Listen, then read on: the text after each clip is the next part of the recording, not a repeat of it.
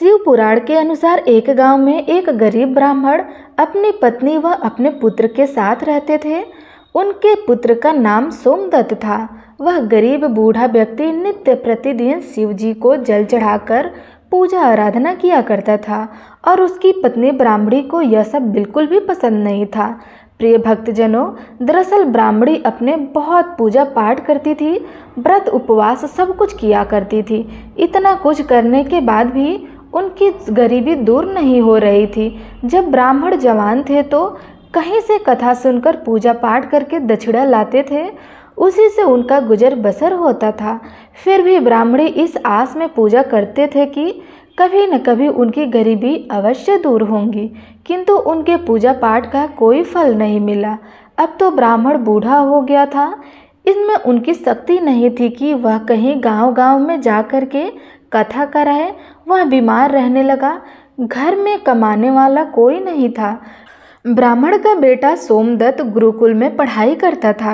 अब ब्राह्मणी के घर में खाने के लाले पड़ गए थे। वह गुस्से में पूजा पाठ करना छोड़ दी थी और ब्राह्मण को भी पूजा पाठ करने के लिए मना करने लगी थी और कहती थी कि भोलेनाथ और अन्य देवी देवताओं का पूजा करते करते जवानी से बुढ़ापा आ गया, लेकिन भगवान ने हमारी गरीबी दूर नहीं की, उल्टा अब तो दाने दाने के हम मोहताज हो गए हैं। अरे मेरी हिम्मती मारी गई थी कि मैंने दिन रात उपवास व्रत किया, जपत तप में अपने शरीर को सुख दिया। अब क्या देगा तुम्हारा शिव जो तुम शिवलिंग पर जल चढ़ाया करते हो। प्रिय भक्तगणों, ब्राह्मणी की बातें सुन करके ब्राह्मण कुछ नहीं कहता। उसे तो अपने आराध्य भोलेनाथ पर विश्वास था। अब ब्राह्मण का बेटा अपनी शिक्षा पूरी करके गुरुकुल से वापस अपने घर आ गया और अपने माता पिता की सेवा करने लगा। एक दिन की बात है, सोमदत्त शिव मंदिर में अपने पिता के साथ पूजा पाठ कर रहा था और वहीं पर शिव भक्तों को कथा सुनाने लगा। वह कहता है कि जो भक्त भगवान की कथा को सुनते हैं, उनके मन में जो इच्छा रहती है, भोलेनाथ उनकी मनोकामनाएं पूर्ण करते हैं। प्रिय भक्तजनों, सोमदत्त की यह सब बातें मंदिर में पूजा करने आए उसी राज्य के राजा ने सुन लिया और उसे यह बात बहुत अच्छी लगी और उसने सोमदत्त को अपने यहाँ राजकुमारी को कथा सुनाने के लिए नौकरी पर रख लिया। अब सोमदत्त प्रतिदिन राजा के लड़की को कथा सुनाने जाया करता था। वहाँ से दक्षिणा में जो भी मिलता था उसमें ही वह अपने परिवार का पालन पोषण करने लगा। इस पर भी ब्राह्मणी खुश नहीं थी। इसने कहा, मुझे अपने बच्चों की भविष्य की चिंता है। हमारा जीवन तो जैसे तैसे कटने लगा, लेकिन मेरे पुत्र का जीवन अभी बाकी है। हमारे मरने के बाद उसका क्या होगा। हमारी भक्ति पूजा पाठ का फल लगता है कभी नहीं मिलेगा। क्या भोलेनाथ को मेरा दुख दिखाई नहीं देता। मेरा पुत्र राजा के घर से जो कुछ भी लेकर आता है, माना कि उससे मेरे पूरे परिवार का पेट भर जाता है, किंतु और भी आवश्यकता कैसे पूर्ण होंगी। ईश्वर ने अपनी आंखें क्यों बंद कर रखी है। क्या मेरे पुत्र को हमारे तरह ही गरीबी में रहना होगा। प्रिय भक्तगणों, ब्राह्मण और ब्राह्मणी की यह करुणा पुकार जब माता पार्वती ने सुना तो उन्होंने शिव जी से कहा कि देव, हे महेश्वर, आप सर्वज्ञ हैं, आप क्यों इन दोनों पति पत्नी की परीक्षा ले रहे हैं। प्रभु, ब्राह्मण आपका परम भक्त है, अब आप उनके दुख का नाश करें प्रभु, अन्यथा कोई ब्राह्मण ब्राह्मणी भी आपका पूजन करना छोड़ देगा। उनके मन में आपके प्रति विश्वास समाप्त हो जाएगा। भोलेनाथ ने कहा, हे देवी, आप चिंता ना करें, मैंने उनके भाग्य उदय का बीज तो पहले ही बो दिया है। अब हम दोनों को साथ में लक्ष्मी जी, विष्णु जी को लेकर इस ब्राह्मण के घर जाने का समय आ गया है। मेरी कृपा के साथ ही वह ब्राह्मण दंपति विष्णु लक्ष्मी के भी कृपा के पात्र हैं। उन दोनों पति पत्नी ने हम दोनों की पूजा एक साथ की है। हे देवी, पृथ्वी लोक पर जाकर हमें शिव लीला करनी है। प्रिय भक्तजनों, अब शिव जी तुरंत माता पार्वती जी के पास नंदी पर सवार होकर वैकुंठ लोक में चले जाते हैं, जहां दयानिधि भगवान विष्णु शेषनाग के सैया पर विराजमान थे। माता लक्ष्मी उनके पांव दबा रही थी। जब शिव जी ने विष्णु जी से कहा कि पृथ्वी लोक पर चलने की, तब विष्णु जी बोले, हे देवी लक्ष्मी, चलिए, हमारे भक्त का बुलावा आ गया है। अब क्या था, चारों देवी देवताओं ने साधु का वेश धारण करके पृथ्वी पर उपरोक्त ब्राह्मणों के घर पहुँचे। ब्राह्मणों के घर पहुँच करके अलख निरंजन जगाई और कहा, अलख निरंजन अलख निरंजन। घर में से बूढ़ा ब्राह्मण निकला, उसने उन्हें प्रणाम किया तो उन साधु वेशधारी भगवान विष्णु और शिव जी ने कहा, हम रात्रि में आपके घर पर विश्राम करेंगे। इस पर ब्राह्मण पुत्र सोमदत्त ने अतिथि देवो भव ऐसा विचार करके कहा, महाराज मेरे घर में दक्षिणा में मिले दाल भात आदि में से तीनों के भोजन की पूर्ति हो जाती है। अंत में एक समय के भोजन की व्यवस्था कर सकता हूँ। साधु ने उसे बर्तन देकर कहा कि वह दाल भात इस बर्तन में बनाओ, तो हम सबका दोनों समय का भोजन बन जाया करेगा। इस प्रकार उस बर्तन में बने भोजन से दोनों समय के भोजन की पूर्ति हो गई। अगले दिन प्रातः में सोमदत्त जाने लगा तो साधु रूपी भगवान शिव जी ने पूछा, हे पुत्र तुम कहाँ जा रहे हो? तो उसने कहा, हे साधु महाराज मैं राजा की लड़की को कथा सुनाने जा रहा हूँ। साधु ने कहा, तुम कथा सुनाने के बाद राजा की लड़की से पूछना कि तुम किस अभिलाषा की पूर्ति के लिए कथा सुनती हो। अब सोमदत्त राजकुमारी को कथा सुनाने के बाद वही प्रश्न पूछता है कि तुम किस अभिलाषा की पूर्ति के लिए कथा सुनाती हो। राजा की लड़की ने कहा, मैं इस अभिलाषा से कथा सुनती हूँ कि मुझे ऐसा वर मिले जिसकी चर्चा सभी की जुबान पर हो, उनके माथे पर चांद और सूरज की रोशनी हो तथा वह भाग्य का ऐसे धनी हो कि उसके कदमों में लक्ष्मी थिरकती हुई हो तथा ऐसी बारात हो जैसी किसी ने अब तक नहीं देखी हो। प्रिय भक्तगणों, अब वापस आकर सोमदत्त ने राजकुमारी सी सारी बातें साधुओं को बताई। अब देखिए, अब अगले दिन प्रातः काल में जब वह कथा सुनाने के लिए जाने लगा तो साधुओं ने कहा, बच्चा आज फिर वही प्रश्न करना, वह फिर से तुम्हें कल वाली बातें बताए तो तुम यह तुरंत कह देना कि जैसा पति तुम्हें चाहिए वैसा केवल मैं ही हूँ।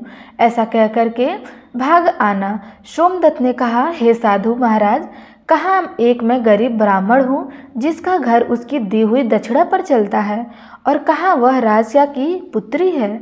राजा मुझे और मेरे परिवार को मृत्यु दंड दे करके मौत के घाट उतार देंगे। अंत में ऐसा नहीं करूँगा। साधुओं ने कहा कि ठीक है, हम तुम्हें परिवार सहित अभी श्राप से भस्म कर देते हैं।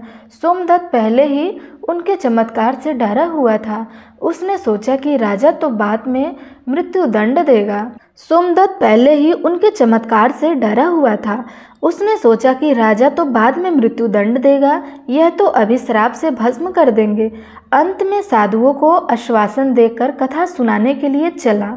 कथा सुनाने के बाद सोमदत्त ने कहा, हे राजकुमारी, कल आपने जो बताया था उसके अनुसार जैसा वर तुम्हें चाहिए वैसा वर मैं ही हूँ। ऐसा कह करके तुरंत वह वहाँ से भाग आया। राजा की पुत्री को एकदम आघात पहुँच गया। उसने दासी के द्वारा अपने पिताजी को बुलाकर सब बातें बताई। राजा ने आश्वासन दिया कि उस उदंड ब्राह्मण को उसकी सजा मिलेगी। राजा ने तुरंत अपने मंत्रियों से विचार विमर्श किया। एक वरिष्ठ मंत्री ने कहा, महाराज, उसने अपराध तो फांसी दिए जाने वाला किया है, परंतु वह एक ब्राह्मण है, उसे फांसी देने पर एक ब्राह्मण हत्या का पाप लगेगा। कुछ ऐसा किया जाए कि वह दंडित भी हो जाए और ब्रह्म हत्या का पाप में ना लगे। प्रिय भक्तजनों, काफ़ी विचार विमर्श करने के बाद तय हुआ कि शादी का निमंत्रण पत्र कुछ शर्तों के पास भिजवाया जाए। राजा के शर्तों वाला निमंत्रण पत्र लिखवाकर अपने नौकर के हाथ सोमदत्त के पिता के पास भिजवा दिया गया। इधर सोमदत्त ने घर पहुंचकर साधुओं को बताया कि आपके कहे अनुसार कहने पर राजकन्या बहुत क्रोधित हो गई। अब शीघ्र ही फांसी की संदेश पहुंचने वाला है। कुछ समय बाद नौकर निमंत्रण पत्र लेकर वहां पहुंच गया। साधुओं ने हलकारी को सम्मान सहित बिठा करके सोमदत्त को निमंत्रण पत्र पढ़कर सुनाने को कहा। पत्र इस प्रकार था कि हे ब्राह्मण पुत्र, हमें तुम्हारी शादी का प्रस्ताव मंजूर है, परंतु साथ साथ हमारी कुछ शर्तें भी है। हमारे द्वारा सभी शर्तें पूरी करने पर हम अपने कन्या का विवाह तुम्हारे साथ करा देंगे। शर्तें पूरी न होने पर तुम्हें परिवार सहित फांसी की सजा हो जाएंगी। शर्तें इस प्रकार थी कि पहला शर्त था, बारातियों के ठहरने वाली सभी बारात घर तथा बनाए गए सभी तंबू बारातियों से भरे होना चाहिए। कोई भी तंबू खाली नहीं रहना चाहिए। दूसरा शर्त ये था कि बारातियों के आतिथ्य सत्कार में बनाई गई सभी खाद्य सामग्री उपयोग होनी चाहिए, कुछ भी बचना नहीं चाहिए। तीसरा शर्त ये था कि ऐसी अद्भुत बारात आनी चाहिए जिसकी प्रशंसा हर व्यक्ति के जुबान पर हो। बारात आने पर यदि कोई भी शर्त अधूरी हो तो बारात में आने वाले सभी बारातियों को फांसी की सजा हो जाएंगी। पत्र पढ़कर सोमदत्त डर से कांपने लगा। साधुओं ने कहा, तुम डरो नहीं, नौकर को भोजन खिला करके पत्र का उत्तर देकर विद्या करो और पत्र में लिखो कि आप विवाह की तैयारी करें, हम फला दिन बारात लेकर आ जाएंगे। नौकर को भोजन में दाल भात परोसा गया। नौकर की थाली में चमत्कार से 36 प्रकार का भोजन बन गया। विदाई में साधुओं ने, जो कि भोलेनाथ और विष्णु जी ने, उसे मुट्ठी भर धाने की राख पर पत्र देकर विदा किया। बाहर आकर नौकर ने देखा कि वह राख नहीं बल्कि हीरे मोती हैं। वह बहुत खुश हुआ। राजा ने सत्कार उत्तर प्राप्त होने पर विचार किया कि वह गरीब ब्राह्मण किसके भरोसे ऐसा कर रहा है, क्योंकि कोई दुश्मन राजा उसका साथ तो नहीं दे रहा है। यही सोचकर राजा ने शहर के तमाम बारात घर सजवा दिए और अनेकानेक तंबू लगवा दिए। राजा का विश्वास था कि अधिक आदमी न आने के कारण वह शर्त हार जाएगा। सोमदत्त अपनी बारात में चलने के लिए जिससे भी कहता था उसे वह कहकर मना कर देते थे कि नहीं, तुम्हारा तो अंतिम समय आ गया है, हम बारात में तुम्हारे साथ मरने के लिए क्यों जाएं। ऐसी बात सुनकर वह बहुत ही परेशान था। शादी वाले दिन सोमदत्त को परेशान देखकर साधुओं ने कहा, पुत्र, आज तुम्हारा विवाह है और तुम परेशान हो रहे हो, तैयार होकर हमारे साथ चलो, तुम किस बात की चिंता मत करो, हम तुम्हारे साथ हैं। सोमदत्त ने भाग्य में लिखा है वही होगा। यही सोचकर तैयार होकर साधुओं के साथ चल दिया।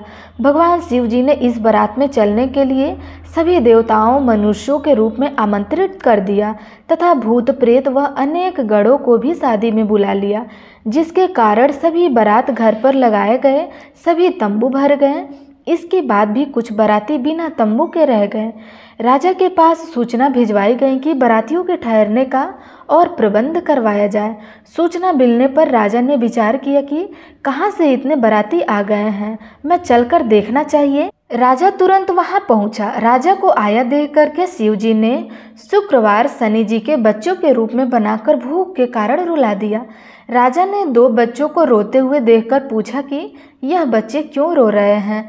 तब साधु बने शिव जी ने कहा, इन्हें भूख लगी है। राजा ने उन बच्चों को खाना खिलाने के लिए भेज दिया। कुछ समय बाद राजा के कर्मचारियों ने बताया कि महाराज, वे दोनों बच्चे तो सारा खाना खा गए, फिर भी भूख नहीं मिट रही और वो चिल्ला रहे हैं। ऐसा सुनकर के राजा बहुत परेशान हुए। उसने अपना घमंड त्याग कर साधुओं के सामने नतमस्तक होकर कहा, हे महाराज, अब मेरी लाज आपके हाथों में है। साधुओं ने कहा, कोई बात नहीं, सब ठीक हो जाएगा, तुम घर जाकर बारात की अगवानी की तैयारी करो। राजा ने शहर को बहुत ही सुंदर ढंग से सजाकर जगमग जगमग झालरें पूरे शहर में दुल्हन की तरह सजाकर लगवा दिया था।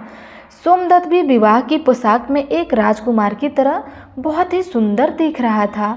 शाम के समय उसे एक सुंदर रथ में बिठाकर रथ के आगे अनेक प्रकार के बैंड बाजे नगाड़े वाले झूम रहे थे, नाच रहे थे। दूल्हे के मस्तक पर सहरे के चांद और सूरज से सजाया गया बाराती हाथ में मुद्राएं लेकर एक दूसरे पर न्यौछावर करके इधर उधर उड़ा रहे थे। बारात के इस बेहंगम दृश्य को देख करके लोग आपस में कहने लगे कि इस ब्राह्मण के भाग्य के तो देखो, इसके मस्तक के चेहरे में चांद सूरज और चारों तरफ से इस प्रकार धन लक्ष्मी उड़ाया जा रहा है, मानो किसी बड़े राजा की बारात निकली हो। ऐसी बारात हमने अपने जीवन में कभी नहीं देखा और ना आगे देखने की उम्मीद है। यह भाग्य का बड़ा धनी है। प्रजा के इस प्रकार बातों को सुनकर श्रद्धायन रूपी माता पार्वती, उन्होंने कहा, प्रभु, आप जिस पर कृपा करते हैं उनके लिए अन्य धन के भंडार खोल देते हैं। भोलेनाथ ने कहा कि हे पार्वती, जो भक्तगण मेरी पूरी श्रद्धा भक्ति से पूजा करते हैं, मैं उन्हें उनके पूजा का फल अवश्य देता हूँ। उन्हें दुख तभी तक झेलना पड़ता है जब तक कि उनके पाप कर्म खत्म नहीं हो जाते। पुण्य कर्म जैसे ही उदय होता है उनके भाग्य के दरवाजे खुल जाते हैं और जो भक्त भगवान की कथाओं को सुनता है उन्हें भी राजकुमार की तरह फल प्राप्त होता है। राजकुमारी ने प्रतिदिन भगवान की कथाएं सुनी। उसके मन में जो भी कामना थी उसे वह मिला। यह तो भोलेनाथ, माता पार्वती, विष्णु जी, लक्ष्मी जी के महिमा था, जिसके कारण ब्राह्मण धनी हो गया। उसका भी घर महल की तरह सुंदर हो गया। इसके घर के नौकर चाकर इत्यादि की कमी नहीं थी। अपार धन दौलत से घर भरा हुआ था और ब्राह्मणी ने फिर से भगवान की पूजा अर्चना शुरू कर दी। खूब दान दक्षिणा देना शुरू कर दिया और नित्य प्रतिदिन भगवान भोलेनाथ की आराधना किया करती और पूजा करने के बाद कथा को सुना करती। तो आइए हम सब मिलकर प्रेम से बोलते हैं, लक्ष्मी नारायण भगवान की जय, माता पार्वती की जय।